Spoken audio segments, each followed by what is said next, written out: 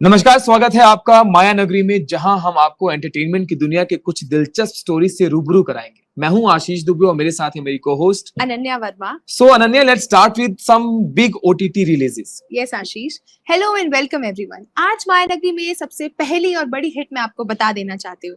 अब बात करते हैं ओटीटी की, क्योंकि अब असली सिनेमा सिर्फ बड़े पर्दे पर नहीं, छोटी स्क्रीन पर भी धमाल मचाता है। इस हफ्ते ZEE5 पर रिलीज हुई फिल्म तेहरान, और believe me guys, social media पे इस फिल्म ने धूम मचा दी है। आइए आपको इसके बारे में बताते हैं। अगर आप एक्शन, थ्रिल और सस्पेंस के शौकीन हैं तो आपके लिए ये फिल्म एक बेस्ट ऑप्शन है। ये फिल्म सिर्फ एक कहानी नहीं, बल्कि जासूसी, राजनीति और भावनाओं का एक ऐसा संगम है जो आपको सीट से बांधे रखेगा। धमाकेदार एक्शन सीक्वेंस, इंटेंस प्लॉट और बेहतरीन परफॉर्मेंस इसे खास बनाते हैं। इसमें हर सीन एक नया ट्विस्ट लेकर आता है, तो दर्शकों को सोचने पर मजबूर करता है। तो दोस्तों, अगर आप वीकेंड लिस्ट में कुछ नया और एडवेंचरस जोड़ना चाहते हैं तो तेहरान को बिल्कुल मिस मत कीजिएगा। अब हम एक ऐसी फिल्म के बारे में बात करेंगे जो ऑलरेडी बज़ क्रिएट कर चुकी है, द साबरमती रिपोर्ट, जो जल्द ही रिलीज होंगी ओटीटी प्लेटफॉर्म ZEE5 पर। ये फिल्म बेस्ड है एक ऐसे ट्रैजिक इंसिडेंट पर जिसमें साबरमती एक्सप्रेस के अंदर हुई घटना ने पूरे देश को हिला दिया था। कहानी में दिखाया गया एक ऐसा सच जो सामने लाना था काफी मुश्किल। जो फिल्म है, इसे रीलोड में टैलेंटेड एक्टर विक्रांत मैसी हैं, जो अपनी इंटेंस एक्टिंग के लिए पहले से ही मशहूर हैं। ट्रेलर ने कुछ इतनी क्यूरियोसिटी जगाई है, उसे लगता है कि ये फिल्म सिर्फ एक कहानी नहीं बल्कि एक सच्चाई का दर्पण होगा। सो गाइज, तैयार हो जाइए, क्योंकि Sabarmati report on ZEE5 is going to be one of the most impactful releases ever. So Ananya, थोड़ा आगे बढ़ते हुए मैं आपको व्यूअर्स को बताना चाहूंगा, और हमारे नेटफ्लिक्स पे भी बहुत जो नए रिलीजेस आए हैं, लोगों को बहुत पसंद आ रहे हैं।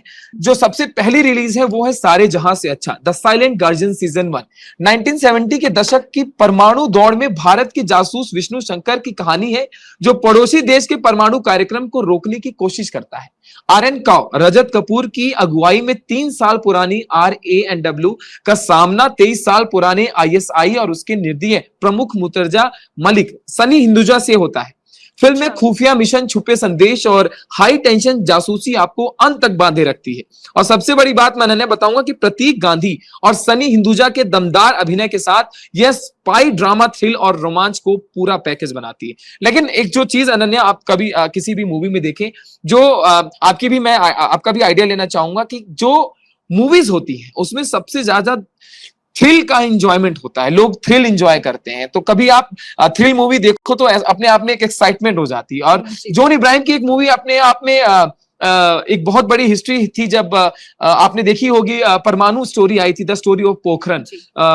आपने वो मुझे बताया भी था कि जो पोखरन की ये स्टोरी है परमाणु वाली, वो कितनी बेहद लोगों के बीच आई थी, और लोगों को बताया था कि भाई ये थी इतिहास की कहानी। लेकिन मैं दूसरी एक कहानी और बता देना चाहता हूं, जो कि आर्यन खान से रिलेटेड है। आर्यन खान की web series the bats of Bollywood का पहला टीजर रिलीज हो गया है और इंटरनेट पर तहलका मचा दिया है।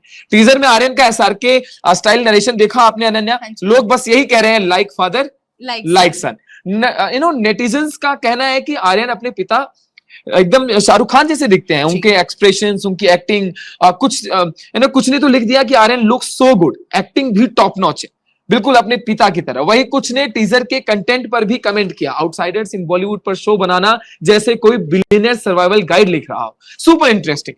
कुल मिलाकर आर्यन खान ने पहले टीजर में अपने अभिनय और स्टाइल से दर्शकों को काफी प्रभावित किया है। SRK फैन हो या नहीं हो, ये देखा जा सकता है कि बॉलीवुड के नए स्टार ने पहली झलक में ही सबका ध्यान अपनी तरफ खींच लिया है। जी आशीष, बिल्कुल। अब थोड़ा रुख थिएटर्स की तरफ भी मोड़ लेते हैं जी। इस हफ्ते बॉक्स ऑफिस पर सबका ध्यान सिर्फ एक मूवी पर था। बात करेंगे उस मूवी की और उस मूवी से जुड़े बॉक्स ऑफिस कलेक्शन की। मूवी का नाम है कुली। इस मूवी में रजनीकांत स्टार कर रहे हैं। जी फ्रेंड्स, थलाइवा रजनीकांत की धमाकेदार फिल्म रिलीज होते ही बॉक्स ऑफिस पर तूफान बन गई। बहुत ज्यादा। सिर्फ ओपनिंग वीकेंड में ही नहीं, मूवी ने रिकॉर्ड तोड़ दिया। रिपोर्ट्स के हिसाब से फिल्म ने पहले कुछ दिनों में ही हजारों करोड़ का बिजनेस डाला है, जो रजनी सर के अनमैच स्टारडम को प्रूव करता है। फिल्म की कहानी एक एक्शन पैक्ड एंटरटेनर है, जिसमें रजनीकांत का स्वैग, डायलॉग्स और उनका अपना अंदाज फैंस को दीवाना बना रहा है। सॉन्ग्स और action sequence already social media पर वायरल हो चुके हैं। और सबसे खास बात, कुली ने सिर्फ बॉक्स ऑफिस पर ही नहीं बल्कि OTT और ओवरसीज मार्केट में भी धमाका कर दिया है। रजनीकांत के फैंस के लिए ये एक ट्रीट है और क्रिटिक्स के लिए भी। Thalaiva is back in style.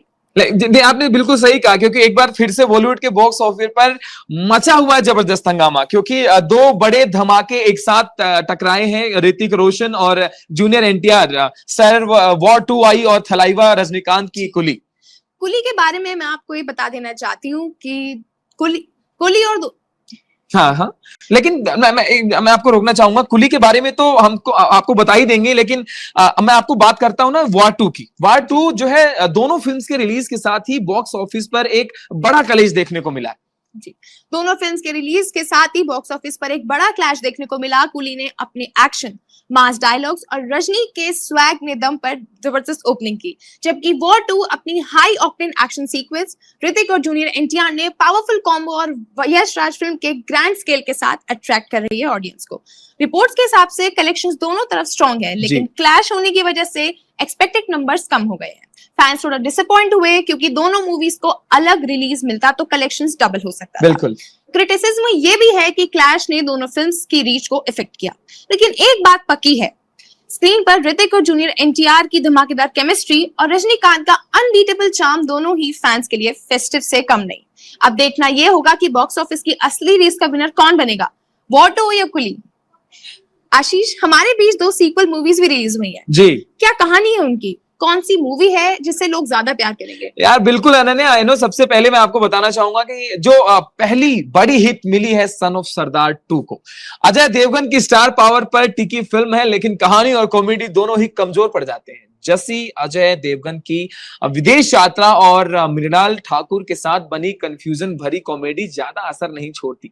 Direction औसत है और कई जोक्स मीम टाइप के बनाए हुए हैं। अजय देवगन और मृणाल ठाकुर ठीक ठीक एक्टिंग करते हैं, लेकिन असली मजा रवि किशन अपने पंच और एनर्जी से दिला देते हैं, क्योंकि रवि किशन जी को आपको तो जानते हैं भाई, उनके पान का जो है, पान खाने के डायलॉग के तो लोग दीवाने हो चुके हैं। लेकिन वही जो चंकी पांडे की कॉमेडी भारी पड़ जाती है कि यार चंकी पांडे ने जितना भी बीच बीच में अपने आप को जो है एक दो जगह उस मूवी में जो है डाला है, कुल मिलाकर यह फिल्म 2012 की सन ऑफ सरदार जैसी छाप छोड़ने में इतनी नाकाम तो नहीं रही, लेकिन लोगों का ऐसा कहना है कि सन ऑफ सरदार जो पहले मूवी थी वो ज्यादा ब्लॉकबस्टर है, वो लोगों को ज्यादा प्रिय लगी, लोगों को ज्यादा पसंद आई। ये मूवी भी हिट रही, लेकिन जो दूसरी सबसे बड़ी हिट रही, जिसका जो हिस्ट्री में इस वक्त दिख रही है, वो है धड़क 2, जिसमें लोग एकदम जुड़ रहे हैं, धड़क 2 को रिलेट कर पा रहे हैं, अपने आप से रिलेट कर पा रहे हैं, अपनों से रिलेट कर पा रहे हैं, क्योंकि ये कहानी है नीलेश और विधि की, जो अलग अलग सामाजिक पृष्ठभूमि से आते हैं और शादी के बैंड के काम करने वाले दलित नीलेश और एक अमीर खानदान के ताल्लुक रखने वाली विधि लॉ कॉलेज में मिलते हैं, और दूसरी धीरे धीरे प्यार में बदल जाते हैं। लेकिन समाज जो जातिवाद की दीवारों है, उनके रिश्तों को तोड़ने की कोशिश करती है।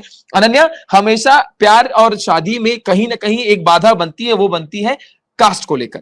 ये मूवी कहीं ना कहीं कास्ट को एक एग्जांपल लेकर आगे चल रही थी, और जो भी जैसे विधि के पिता इज्जत का हवाला देकर नीलेश को रोकना चाहते हैं, वहीं उसके चाचा ऑनर किलिंग के सुपारी तक दिलवा देते हैं। फिल्म जातिवाद, वर्ग भेद और प्यार की लड़ाई को बेखूबी दिखाता है, जहां सवाल यही है कि क्या उनका प्यार इन मुश्किल हालात में टिक पाएगा। अनन्या, खबरों की इस माया नगरी में ना मैं आपको एक चर्चा की तरफ भी लेके चलता हूं। और बॉलीवुड के शादी के सीजन का नया चैप्टर सुना है कि ऋतिक रोशन, सबा आजाद और जानवी कपूर और शिखर परियार की शादी की प्लानिंग फुल स्विंग में है।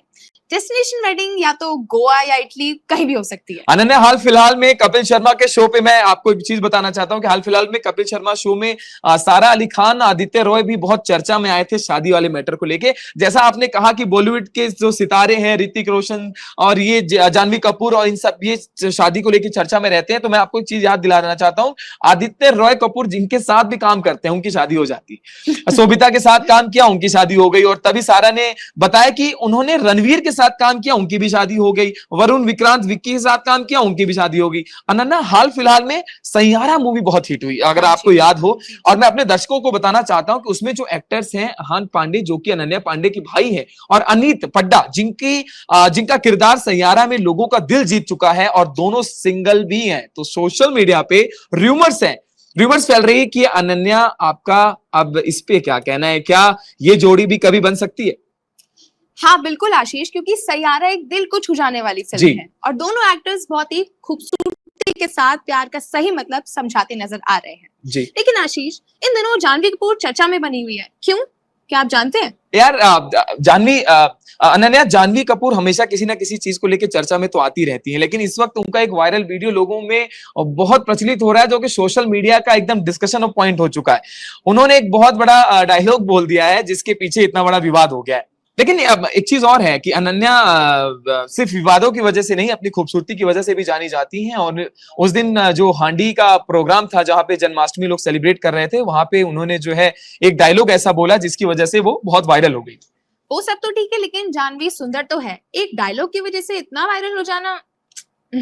लेकिन सोशल मीडिया की दुनिया में कुछ भी वायरल हो जाता है अनन्या। लेकिन जानवी ने अपने इंस्टाग्राम पर एक स्टोरी लगा के उसका रिप्लाई भी दिया। मैं आपको डायलॉग भी बता देना चाहता हूं। जब जानवी कपूर हांडी फोड़ रही थी तो उन्होंने गलती से बोल दिया भारत माता की जय, जो कि वहां एक हास्य पात्र बन गया। लेकिन उन्होंने इंस्टाग्राम पे स्टोरी लगाकर बड़े ही खुशमिजाज के साथ उन्होंने इसका जवाब दिया कि लोगों ने वहां भारत माता की जय का नारा लगा रहे थे, जिसकी वजह से उन्होंने भी फ्री स्टाइल में वो नारा उन्होंने वहां लगा दिया। जी जी बिल्कुल आशीष, इसी के साथ हम माया नगरी शो को एंड करते हैं, जहां की हमने बात करी ओटीटी रिलीज की, फिल्मों की, कौन हिट रही कौन सी नहीं, और जानवी कपूर की भी, और शादी से जुड़ी हुई खबरें भी। बिल्कुल अनन्या, लेकिन आप कहीं मत जाइए, हम फिर मिलेंगे आपको और दिलचस्प बातों के साथ, और बताएंगे आपको, चाहे बॉलीवुड हो या टॉलीवुड, एंटरटेनमेंट की हर गपशप मेरे और अनन्या के साथ आप माया नगरी पे सुनते रहेंगे और देखते रहेंगे। तब तक के लिए नमस्कार।